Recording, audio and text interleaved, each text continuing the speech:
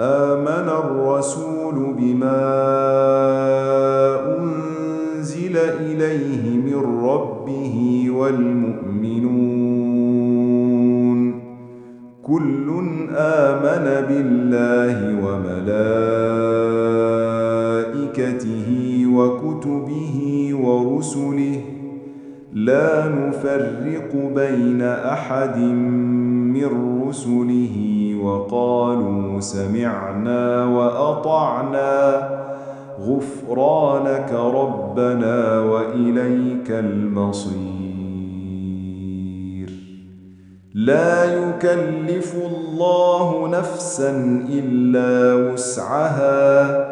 لها ما كسبت وعليها ما اكتسبت ربنا لا تؤاخذنا إن نسينا أو أخطأنا